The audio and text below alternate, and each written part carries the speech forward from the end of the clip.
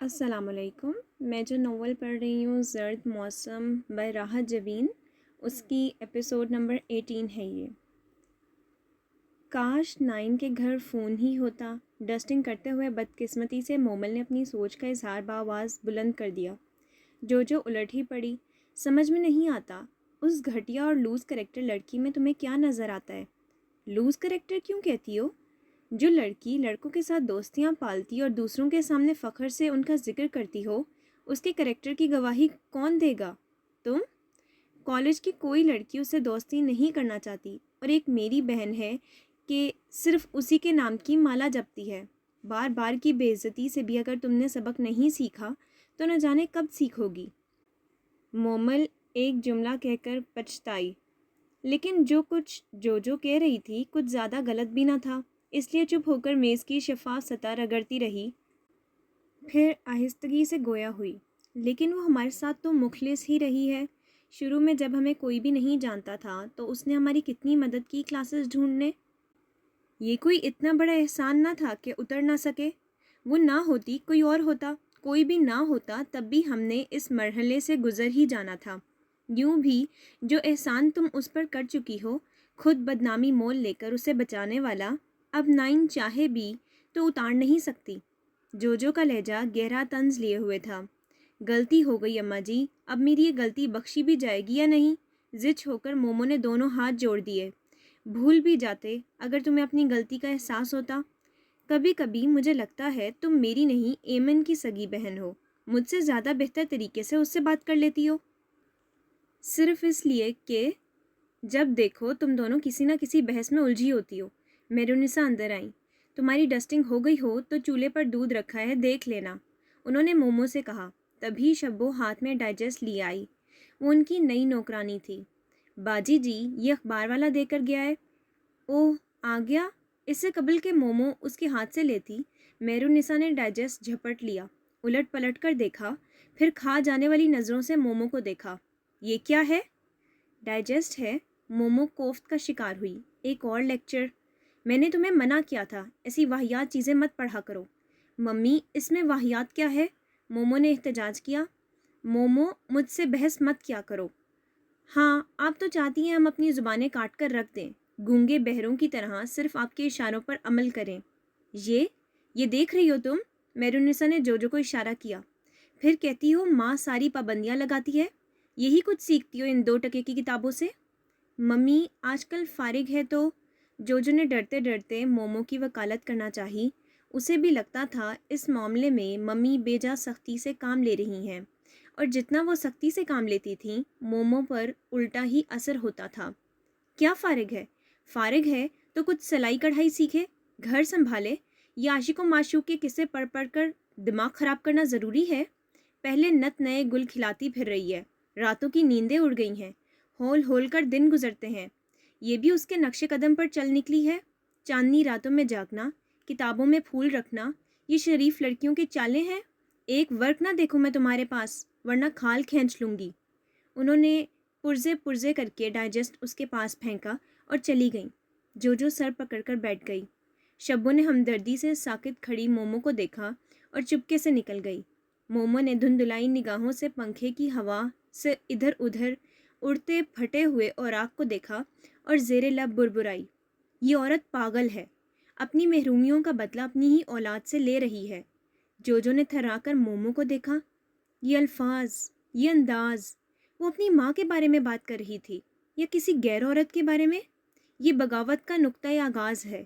جو کے اندر سرخ بتی جلنے بجھنے لگی. کھڑکی زوردار آواز کے ساتھ کھلی. وہ ہڑبڑا کر اٹھ بیٹھی. نیند تو یوں بھی گہری نہ آتی، کبھی اونگ لیا کبھی جاگ لیا، یوں ہی رات بیت جاتی.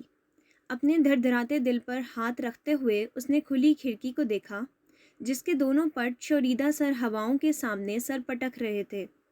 سیاہ بادل گرج کر رات کی ہیبت ناکی میں اضافہ کر رہے تھے. اس نے چاہا کہ اٹھ کر کھڑکی بند کر دے، مگر وجود پر عجیب سا لرزہ طاری ہو گیا. لمبے درخت جب جھک کر زمین کو چھوتے تو لگتا ان کی ٹن من شاخیں کمرے کے اندر تک آ جائیں گی.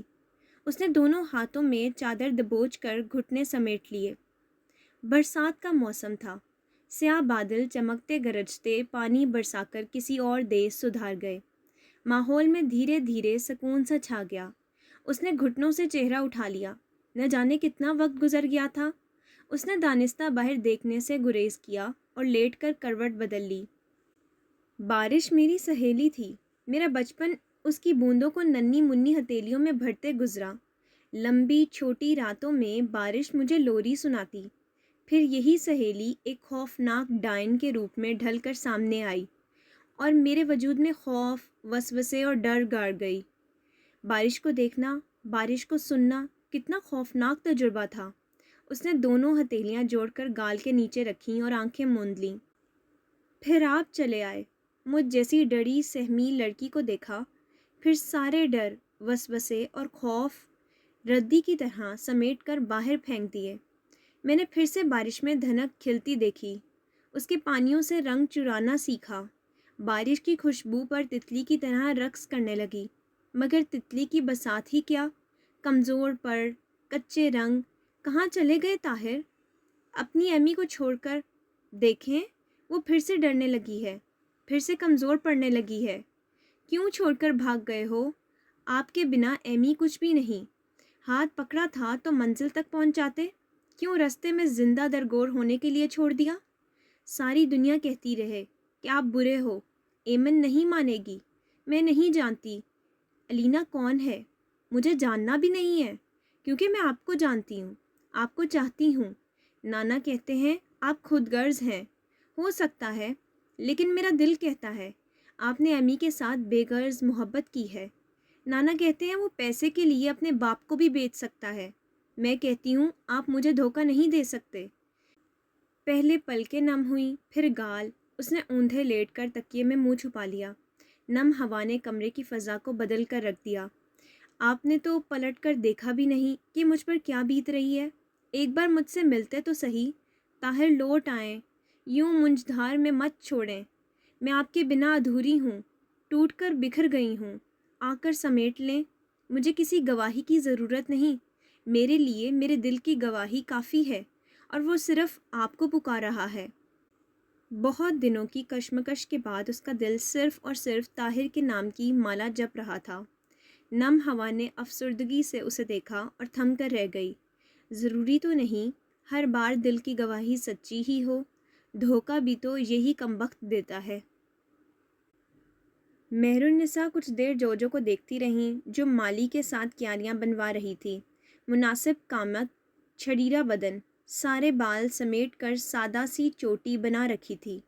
دوپٹہ ایک کندھے سے گزار کر سائیڈ پر باندھا تھا۔ بوڑھے مالی سے زیادہ کھپ رہی تھی۔ جوجو اور بابر ایسی اولاد تھے کہ مہرالنساء جب بھی دیکھتیں دل میں سکون اور طمانینت کا احساس ابھرتا۔ فخر ہوتا انہیں اپنی اولاد کہتے ہوئے۔ دونوں نے کبھی ان سے بحث نہیں کی تھی۔ وہ کچھ بھی کہتیں، جوجو چپ چاپ مان لیتی۔ اس کی کوشش ہوتی ماں کو خوش رکھ سکے۔ وہ برا بھلا کہتیں، ڈانٹ دیتیں، وہ خاموشی سے منظر سے ہٹ جاتی۔ واپس آتی تو محسوس بھی نہ ہوتا انہوں نے کچھ کہا ہے۔ اپنی انہی اچھی عادت کی وجہ سے مہرالنساء اسے رعایت بھی دے دیتی تھیں۔ بس کرو جوجو، آ کر کھانا کھا لو۔ انہوں نے پکارا تو جوجو نے پلٹ کر انہیں دیکھا۔ بس ممی، آ رہی ہوں۔ اس کا ارادہ تھوڑا اور کام کرنے کا تھا، مگر مہرالنساء کو اپنا منتظر دیکھا تو کھرپی رکھ کر چلی آئی۔ مالی کس لیے؟ سارے کپڑے خراب کر لیے۔ جوجو کے قریب آنے پر انہوں نے دیکھا۔ کوئی بات نہیں، ابھی دھل جائیں گے، تھوڑی ایکسرسائز ہو جاتی ہے۔ وہ لاپرواہی سے بولی، ورنہ گھر بیٹھ کر تو بندہ موٹا ہی ہو جائے، تھوڑی عقل اس کو بھی دے دو۔ لاؤنج میں مومو کو ٹی وی دیکھتے پا کر مہرالنساء نے کہا اور کچن میں چلی گئیں۔ مومو نے ریموٹ کنٹرول پٹک دیا اور کھا جانے والی نظروں سے جوجو کو دیکھا۔ بس ہو گئی خوش؟ میں نے کیا کہا ہے؟ جوجو نے حیران ہو کر بہن کو دیکھا۔ سب جانتی ہوں میں، سارا دن ممی کے آگے پیچھے پھرتی ہو، چاپلوس کہیں کی۔ جوجو نے وہاں سے ہٹ جانا ہی مناسب سمجھا۔ مومو یوں بھی ڈائجسٹ والے واقعے کے بعد سے غصے سے بھری ہی رہتی تھی۔ کپڑے بدل کر آئی تو مہرالنساء کھانا لگا چکی تھیں۔ کھانے کے دوران ہی ایمن کی ساس کا فون آ گیا۔ وہ لوگ باقاعدہ تاریخ لینے آنا چاہتے تھے۔ مہرالنساء نے انہیں جمعے والے دن انوائٹ کر لیا۔ ایمن کہاں ہے؟ रिसीवर रखकर मेहरुन्निसा ने पूछा, अपने कमरे में? बहुत दिन हुए एमन ने उन लोगों के साथ खाना खाना छोड़ रखा था। मूड होता तो कुछ खा लेती, वरना यूं ही पड़ी रहती। क्या हुआ मम्मी? जोजो ने कुदरे बेताबी से पूछा। सुन गुन तो मिल ही गई थी, वो तफसील जानने के लिए बेताब थी। मेहरुन्निसा ने मुख्तसरन बताया, ज़बरदस्त, खूब मज़ा रहेगा। मेज़ के नीचे से जोजो ने मोमो का हाथ दबाया। उसने बेजारी से हाथ झटक दिया। मेहरुन्निसा ने जोजो के चेहरे पर जोश और मोमो की बेजारी को बगौर देखा और सोचा, एक बार एमन को रुखसत कर लूँ, फिर मोमो के बारे में भी सोचती हूँ। अब ये मातम और खुद साख्ता गोशाए नशीनी ख़त्म करो। मेहरुन्निसा के चटखारे लेते लहजे पर एमन ने सर उठाकर उन्हें देखा। आपको कोई तकलीफ़ है? मुझे तो नहीं, हो सकता है तुम्हारे ससुराल वालों को हो। वो मुस्कुराईं। आपको इसकी फ़िक्र करने की ज़रूरत नहीं। एमन का लहजा सर्द था। मुझे ही तो है। वो सामने कुर्सी पर जा बैठी। एमन को कोफ्त सी हुई। आखिर वो उसके कमरे में क्या करने आई हैं? अपनी गलती पर पछताना अच्छी बात है, मगर पछतावा हद से बढ़ जाए तो दूसरों की नज़रों में आकर इल्ज़ाम बन जाता है। कौन सी गलती? एमन का सर्द लहजा सुलग उठा। तुम मुझसे बेहतर जानती हो। उनकी गहरी निगाहें, मुस्कुराते लब एमन को ताव दिला रहे थे। पहेलियों में बातें मत करें। मैंने सोचा शायद मेरी बेटी में सच सुनने की ताब ना हो। एमन खामोशी से उन्हें देखने लगी, मगर उसके बिगड़े तेवर मेहरुन्निसा देख भी रही थी और मज़ा भी ले रही थी। फिर उन्होंने एक हाथ उठाकर रसानियत से कहा, देखो, मैं जानती हूँ तुम मेरे बारे में कुछ अच्छे जज्बात नहीं रखती हो। कुछ इधर भी यही मामला है। तुम्हारी माँ ने जिस तरह मेरा शौहर छीन कर मुझे उसकी ज़िंदगी से बेदखल किया। एमन ने कुछ कहना चाहा, मगर मेहरुन्निसा ने बोलने नहीं दिया, बल्कि चुप रहने का इशारा करते हुए बात जारी रखी। जैसी ज़िल्लत भरी ज़िंदगी मैंने अपनी भाभीयों के साथ गुजारी है, एमन, तुम तसव्वुर भी नहीं कर सकती। एक ऐसी औरत जो शौहर के होते हुए बेवा किसी ज़िंदगी गुजारे और मेरी बच्चियां बाप के होते हुए यतीमों की तरह अपनी हर ज़रूरत के लिए मामुओं की शक्ल देखें। अगर मेरी बेरंग ज़िंदगी की मुजरिम तुम्हारी माँ थी, तो मेरी बच्चियों से बाप छीनने वाली तुम। उनके मासूम बचपन के खूबसूरत साल यूं ही ज़ाया गए। तुम थी जिसने वकारुल हसन के पैरों में बेरियां डाली थीं। मेरे हिस्से की मोहब्बत तुम्हारी माँ ने छीनी तो मेरी औलाद के हिस्से की मोहब्बत तुम बटोरती रही। मैं चाहूँ तब भी मैं कुछ भूल नहीं सकती। मुझे इतराफ़ है, मेरे और तुम्हारे माबेन कभी माँ बेटी का रिश्ता इस्तवार नहीं हुआ। सिर्फ एक ही रिश्ता पनप सका और वो था नफ़रत का। मैं तुमसे कभी मुखलिस नहीं रही और ना तुम मुझसे। लेकिन अब, उन्होंने एक गहरी सांस भरी, अब तुम्हें रुखसत करने का वक्त आ गया है।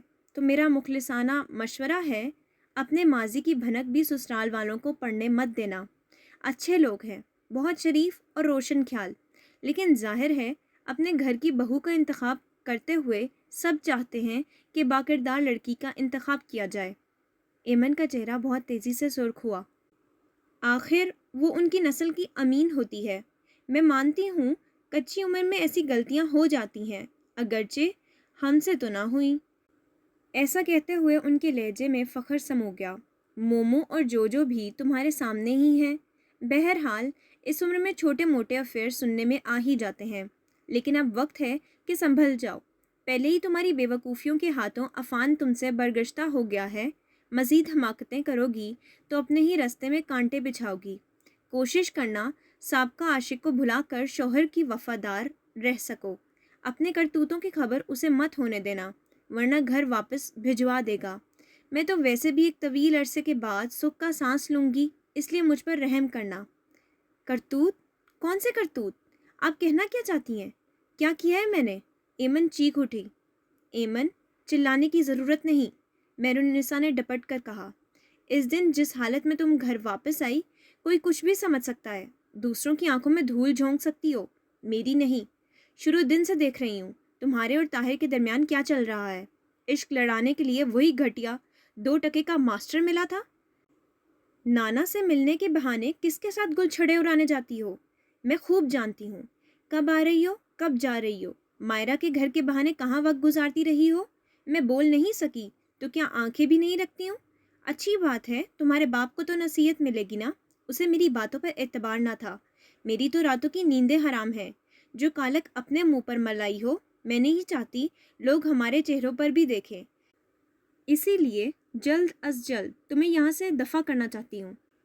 تمہاری دیکھا دیکھی مومو نے بھی پرپرزے نکالنا شروع کر دیے ہیں، اسی لیے ایمن بی بی مجھ پر طرز کھانا، پہلے کی طرح اپنے معاشقوں کے قصے اپنے شوہر کو مت سنانے بیٹھ جانا۔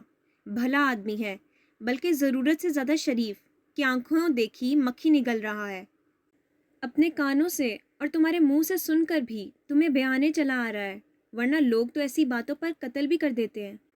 وہ تو ہے بھی فوجی بندہ، خیر اسے تو تم نے نہ جانے کون سی گیدڑ سنگھی سنگھائی ہے، ایسے گر تمہاری ماں کو بھی خوب آتے تھے، اور تم تم تھر تھر کانپتے وجود کے ساتھ ایمن نے انگلی سے دروازے کی طرف اشارہ کیا۔ تم یہاں سے دفع ہو جاؤ۔ ایک آگ تھی جو پاؤں کے انگوٹھے سے سر تک بھڑک اٹھی تھی، جو کہتی تھی اس عورت کو جلا کر بھسم کر دے، مگر جسم کی کپ کپاہٹ تھی کہ وہ یہ چند لفظ بھی بمشکل ادا کر سکی۔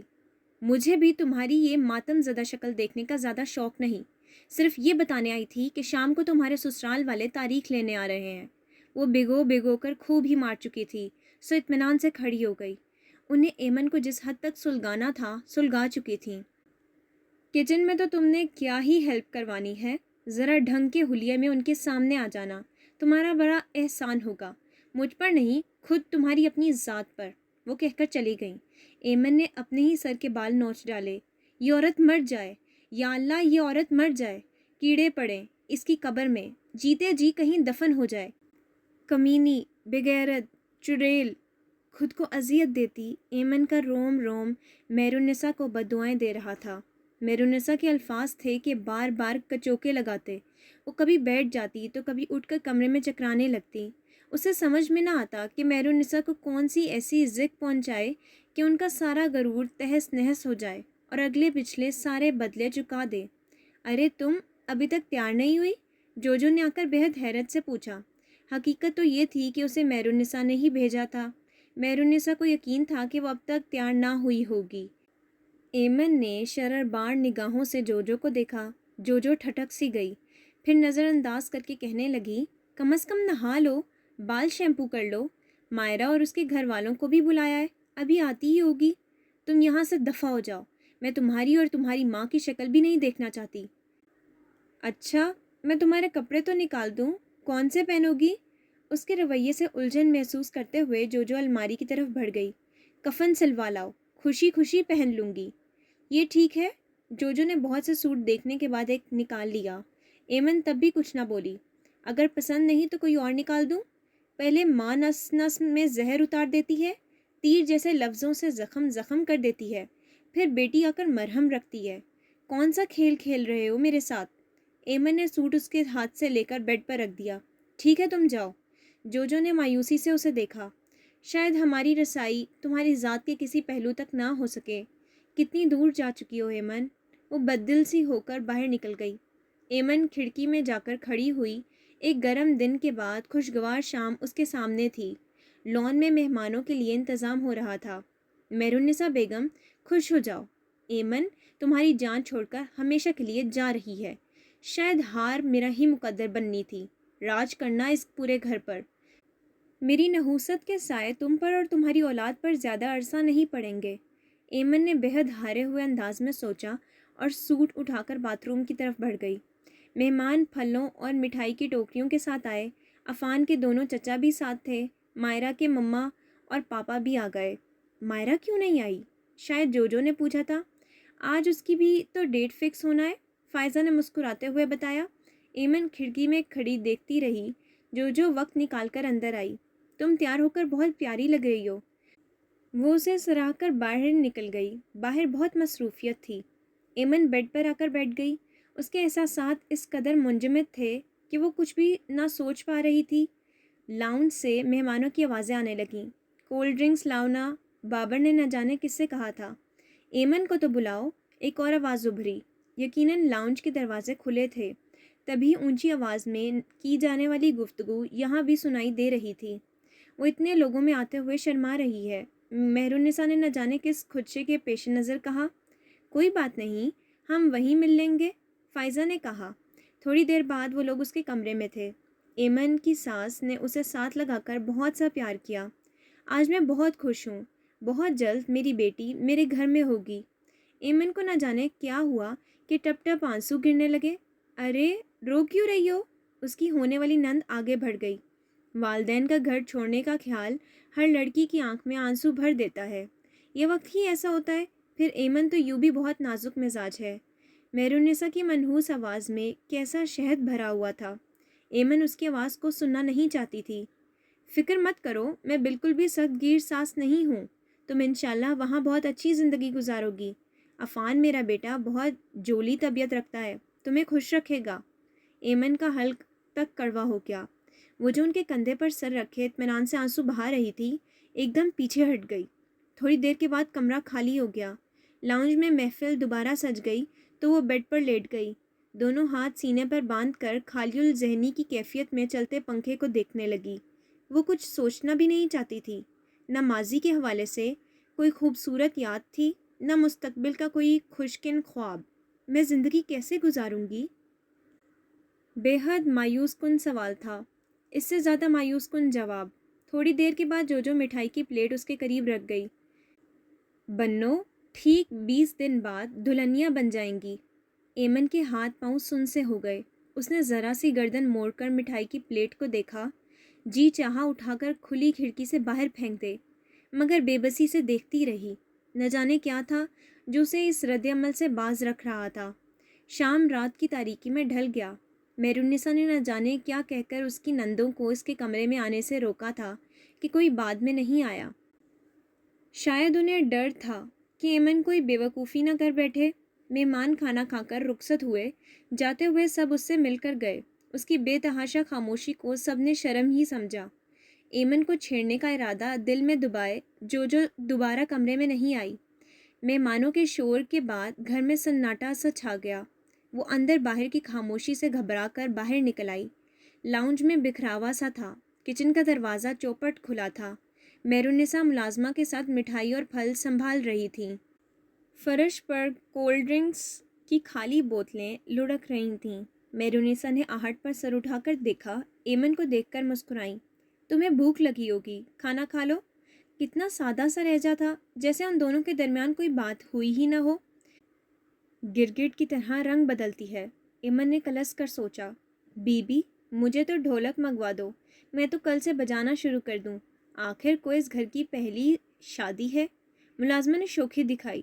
ہاں ہاں کیوں نہیں، بچیاں بھی فارغ ہیں، رونق لگائے رکھیں گی۔ مہرالنساء نے خوش دلی سے کہا۔ میرا شادی کا جوڑا بھی آپ نے ہی بنوا کر دینا ہے۔ بنوا دوں گی، ابھی یہ بکھراوا تو سمیٹو۔ ایمن جلنے کڑھنے باہر نکل گئی، جہاں ابھی ٹیبل وغیرہ پڑے تھے۔ آثار بتاتے تھے مہمانوں نے کھانا یہیں کھایا ہے۔ وہ بکھری چیزوں کے درمیان گھومتی یہی سوچتی رہی، طاہر محمود کہاں ہوگا؟ وہ اس سے ملنا چاہتی تھی، شادی سے پہلے کم از کم ایک بار۔ اسے نانا کے گھر جاتے ان کا سامنا کرنے سے ڈر لگتا تھا۔ کاش میرے پاس ان کا کوئی نمبر ہوتا۔ اس نے اضطرابی انداز میں ہاتھ مسلا۔ تمہیں ڈھونڈنے کے لیے پورا گھر گھومنا پڑتا ہے۔ بابر کی آواز پر اس نے ایک طویل سانس لے کر اپنے اعصاب ڈھیلے چھوڑے۔ آ جاؤ، بھوک سے مر رہا ہوں۔ تمہارے سسرال والوں کی خدمت میں کوئی کمی نہ رہ جائے، اس لیے کھانا بھی نہیں کھایا۔ اس نے ٹرے ایک ٹیبل پر رکھ دی اور آستین کونی تک فولڈ کرتے ہوئے بیٹھ گیا۔ یہ بھی تو مہرالنساء کا بیٹا ہے۔ وہ بہت غور سے اسے دیکھ رہی تھی۔ اب آ بھی جاؤ، بابر نے جھنجھلا کر کہا تو وہ سامنے بیٹھ گئی۔ نہ صرف بیٹھ گئی بلکہ تھوڑے سے فرائیڈ رائس بھی پلیٹ میں ڈال دیے۔ روسٹ بھی لو، بہت مزے کا ہے۔ وہ بہت اطمینان اور تسلی سے کھانا کھا رہا تھا، کسی بھی عجلت کے بغیر۔ ایمن کو اس کا یہ اطمینان اور ماحول پر چھایا سکون ایک آنکھ نہیں بھایا۔ اس کا دل کہتا تھا جو بھونچال اس کے اندر تھا وہ سب کو اپنی لپیٹ میں لے لے، وہ سب اسی طرح بے سکون ہوں جس طرح وہ خود تھی۔ ان کی راتیں بھی اس کی طرح بے خواب اور رت جگے مناتے گزریں۔ وہ ذرا سا آگے کو جھکی، دونوں کوہنیاں میز پر ٹکا دیں۔ بابر بھائی، ایک بات تو بتاؤ۔ اس کے منہ میں نوالا تھا۔ اگر میں عفان سے شادی نہ کرنا چاہوں تو؟ وہی ہوا۔ بابر نوالا نگلنا بھول گیا، اس کی انگلیوں میں چمچہ ساکت ہو گیا۔ ایمن بڑی سنجیدگی سے اس کے تاثرات دیکھ رہی تھی۔ بابر نے جلدی جلدی نوالا نگلا۔ بہت فضول مذاق ہے یہ، میں مذاق نہیں کر رہی۔ اس کی سنجیدگی میں سرمو فرق نہ آیا۔ ایمی، کیا پاگل پن ہے؟ بابر نے پھر سے ٹالنا چاہا اور پانی کا گلاس لبوں سے لگا لیا۔ اس میں پاگل پن کیا ہے؟ ایمی پلیز۔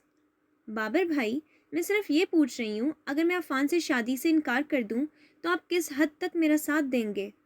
میں تمہارا گلا دبا دوں گا۔ اس کی آنکھوں سے غصہ مترشح تھا۔ اچھا تو دبا دے۔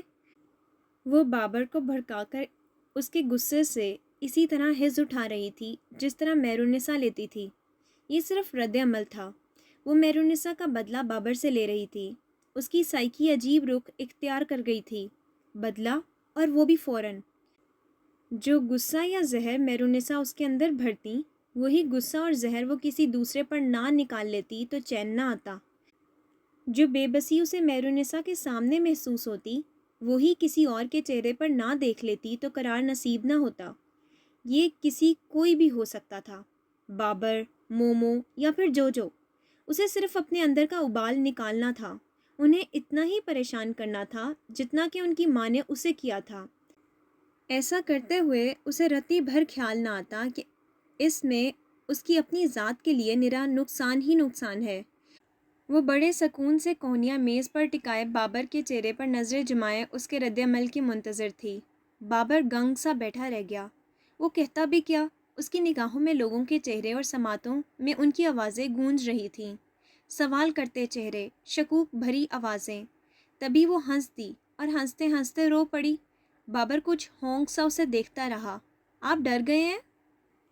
سیدھی ہو کر بمشکل ہنسی ضبط کرتے ہوئے ایمن نے کہا۔ بابر نے لاشعوری طور پر اطمینان بھری سانس کھینچی۔ اوف، آپ کا چہرہ دیکھنے والا تھا۔ وہ اب بھی ہنس رہی تھی۔ ایمی، ایسے مذاق نہیں کرتے۔ بابر صرف اتنا ہی کہہ سکا۔ اوکے باس۔ ایمن نے دونوں ہاتھ جوڑے، پھر آنکھوں سے بہتے آنسو صاف کرنے لگی۔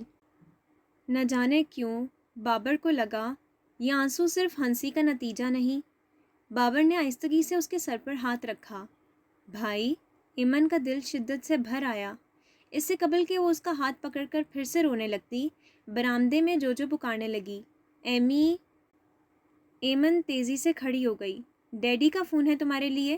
میں فون سن کر آتی ہوں۔ وہ تیزی سے اندر کی طرف بڑھ گئی۔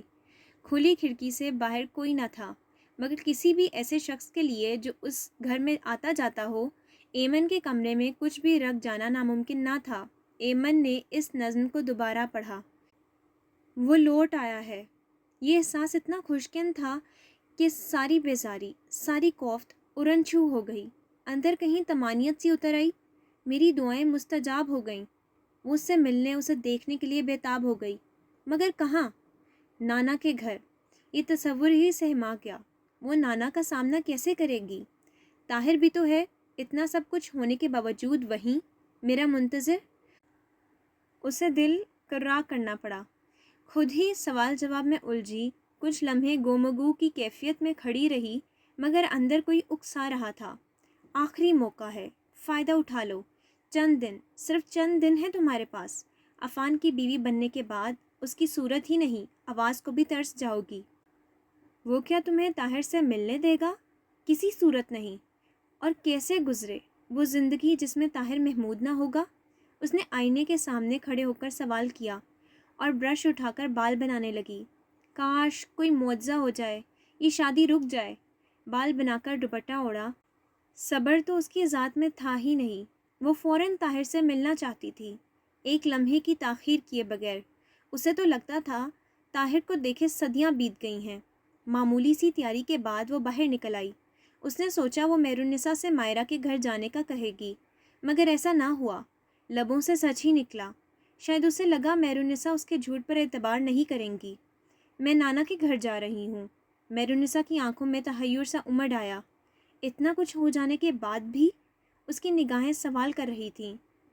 اتنا کچھ بھی تو اس کے اپنے ذہن کی اختراع تھا۔ اس کے باوجود ایمن نظریں چرا گئی۔ ان کی طبیعت ٹھیک نہیں ہے۔ تم سے کس نے کہا؟ مہرالنساء نے چبھتے ہوئے لہجے میں پوچھا۔ فون آیا ہے؟ کب؟ ایمن نے ایک ٹانگ کا جواب دوسری پر منتقل کیا۔ میں نے وقت نہیں دیکھا، وہ جزبز ہو کر بولی۔ میں گزشتہ 2 گھنٹوں سے یہی بیٹھی ہوں، مہرالنساء نے جتایا۔ میرے پاس موبائل ہے، اسے بروقت بہانہ سوجا۔ یوں بھی بہت عرصے سے اس کی زندگی بہانوں اور جھوٹ کے گرد ہی گھومنے لگی تھی۔ خدا کے لیے ایمن، میرونسا نے دونوں ہاتھ اس کے سامنے جوڑ دیے، مجھ پر اور میری اولاد پر رحم کرو۔ تم ہمارے ساتھ بہت کچھ کر چکی، مزید کے متحمل نہیں ہو سکتے۔ اب کوئی گل کھلایا تو جگ ہنسائی ایسی ہوگی کہ خودکشی کرے گا تمہارا باپ۔ چند دن رہ گئے ہیں تمہاری شادی میں، ارے بس کر دو۔ میں کس کس کو کیا جواب دوں گی؟ عزت دار لڑکی کی طرح سسرال سدھارو، مت آگ سے کھیلو۔ میں نے کیا کیا ہے؟ میں نے تم سے ہمیشہ نفرت ہی کی ہے ایمن، لیکن آج بڑے خلوص سے سمجھا رہی ہوں، اس کھیل سے کچھ نہیں ملے گا سوائے ذلت، رسوائی اور بدنامی کے۔ وہ ٹیوشن ماسٹر عفان کے پیروں کی دھول بھی نہیں۔ ماں باپ کی عزت بیٹیوں کے سر کی چادر ہوتی ہے۔ مت رولو اس چادر کو اس ماسٹر کے قدموں میں۔ وہ نہ کرو جو تمہاری ماں نے کیا، بہت پچھتاؤ گی۔ زندگی میں پہلی بار ایمن نے میرونسا کی آنکھوں میں نمی دیکھی۔ پہلی بار اس نے ایک ماں کی طرح اسے سمجھانے کی کوشش کی، لیکن شاید بہت دیر کر دی۔ احساس کی یہ ہلکی سی رمق کبھی پہلے میرونسا کی آنکھوں میں چھلکتی ہوتی تو آج ایمن یوں صدیوں کے فاصلے پر کھڑی اسے اجنبی نظروں سے نہ دیکھ رہی ہوتی۔ آپ کہانیاں گھڑنا بند کریں، میں صرف اپنے نانا سے ملنے جا رہی ہوں۔ وہی ہٹ درمی جو ایمن کی شخصیت کا خاصا بن چکی تھی۔ میرونسا ایک جھٹکے سے کھڑی ہو گئی۔ بہت ہو گئی ایمن، تم اس گھر سے باہر قدم بھی نہ نکالو گی، کم از کم تب تک جب تک تمہارا باپ نہیں آ جاتا۔ اب وہی کرے گا تمہاری نگرانی میں بھرپائی۔ سن لیا تم نے؟ باپ کے آنے تک اگر تم کہیں نکلی تو میں تمہاری ٹانگیں توڑ دوں گی۔ میرونسا کے لہجے میں کچھ ایسا تھا کہ ایمن جو حسب عادت چیخنا چلانا چاہتی تھی، لب بھنچے اسے دیکھتی رہی، پھر مڑ کر اپنے کمرے میں چلی گئی۔ میرونسا صوفے پر گر سی گئیں۔ وہ واقعی تھک گئی تھیں۔ یا اللہ، یہ چند دن خیریت سے گزر جائیں۔ انہوں نے بہت دل سے دعا مانگی تھی۔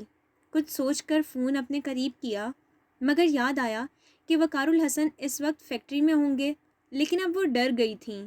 انہوں نے سوچا انہیں فوراً یہ معاملہ وقار الحسن کے علم میں لانا ہوگا۔ اگر ایمن نے کچھ غلط کیا تو اس کا ہر عمل ان کی بیٹیوں کے مستقبل کی راہ کھوٹی کرے گا۔ وقار الحسن سے بات کرنے کا موقع رات کے کھانے کے بعد ملا، بلکہ وہ ابھی کھانے کے برتن سمیٹ رہی تھیں کہ ان کا فون آ گیا۔ لڑکیاں باپ کے فون کا سن کر تیزی سے لپکیں، مگر میرونسا نے انہیں بے حد سختی سے وہاں سے جانے کے لیے کہا۔ وہ کچھ حیران ہوتی چلی گئیں۔ چھٹی کب مل رہی ہے؟ میرونسا نے چھوٹتے ہی پوچھا۔ ابھی کچھ دن۔ کچھ دن؟ میرونسا کی آواز بلند ہو گئی۔ شادی میں کتنے تھوڑے دن ہیں اور تم ابھی تک چھٹی منظور نہیں کروا سکے؟ میں نے کچھ سامان طارق کے ہاتھ بھجوایا ہے۔ وہ سمجھے میرونسا شادی کی تیاریوں کے سلسلے میں ٹینشن لے رہی ہیں۔ تمہاری بیٹیوں کو سامان سے زیادہ تمہاری ضرورت ہے، وہ چبا چبا کر بولی۔ مجھے احساس ہے، میں خود بھی چاہتا ہوں کہ شادی سے پہلے کچھ دن ایمن کے ساتھ بتاؤں۔ وہ بھی خفا ہے، مجھ سے کہے نہ کہے میں جانتا ہوں، اسی لیے زیادہ بات نہیں کرتی، لیکن میں کیا کروں؟ کمپنی کی مجبوری ہے کہ میری جگہ کوئی دوسرا۔ وہ معذرت خوانا انداز میں نہ جانے کیا کیا کہتے رہے۔ میرونسا نے بے حد بیزاری اور جبر سے سب سنا، پھر ریسیور پٹک دیا۔ اندر آتی جوجو نے حیرت سے ماں کو دیکھا جو بے توجہی سے انگلیاں چٹکا رہی تھیں۔ ممی، کیا ہوا؟ میرونسا نے خالی خالی نظروں سے اسے دیکھا۔ اس کا ذہن یقیناً کہیں اور تھا۔ جوجو نے دوبارہ پکارا تو وہ چونکی، مڑ کر خاموش پڑے فون کو دیکھا۔ انہیں خود پر غصہ آنے لگا۔ آخر اس نے سب کچھ وقار الحسن سے کیوں نہ کہا؟ شاید اسے ڈر تھا کہ وقار الحسن ان کی بات کا اعتبار نہ کریں۔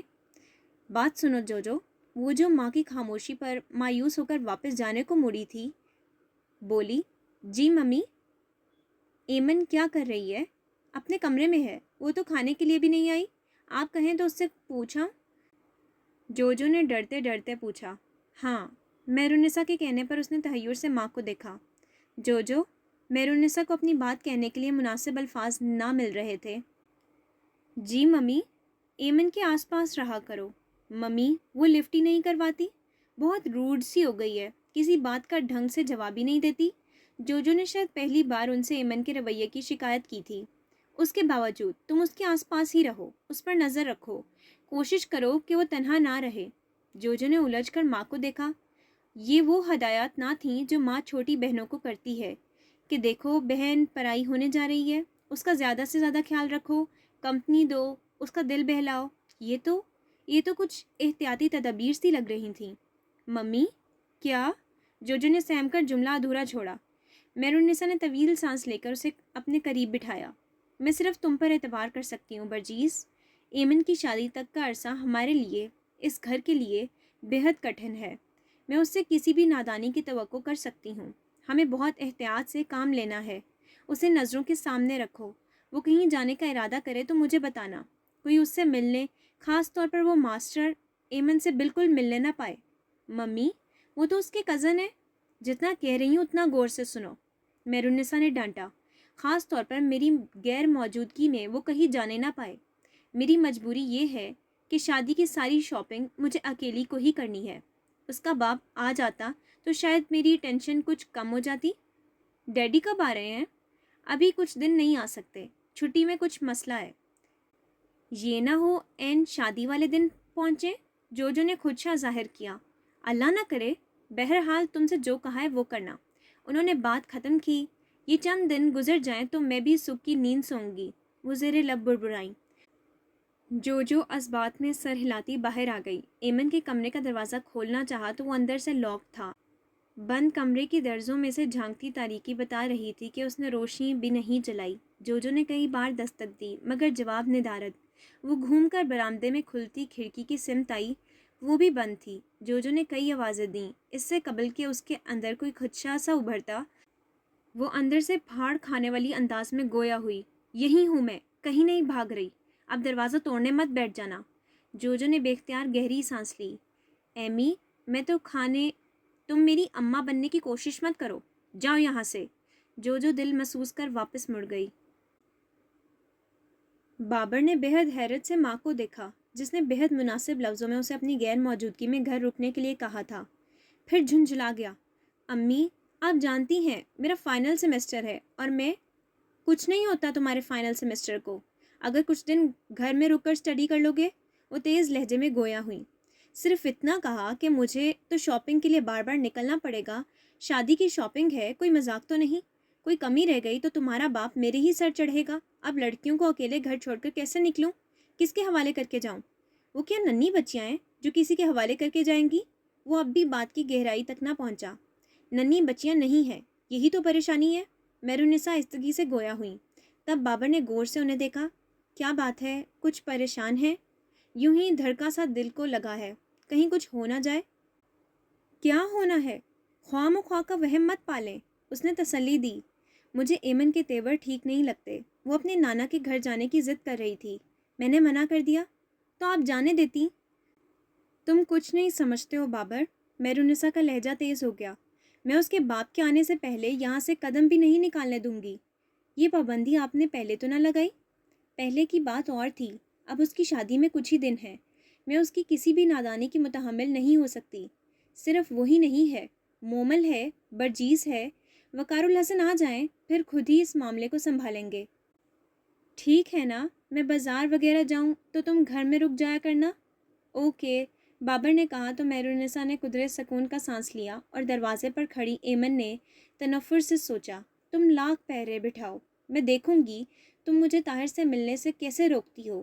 ایمن کو اپنا آپ کسی پر کٹے پرندے کی طرح لگا جو پنجرے میں محض پھڑ پھڑا ہی سکتا ہے، مگر اسے اڑنا تھا، ایک بار یہاں سے نکل کر طاہر سے ملنا تھا۔ کیوں؟ کس لیے؟ ابھی اس نے ان سوالوں پر غور نہیں کیا تھا۔ وہ صرف اتنا جانتی تھی کہ طاہر اس کا منتظر ہے۔ Subscribe my channel for more videos.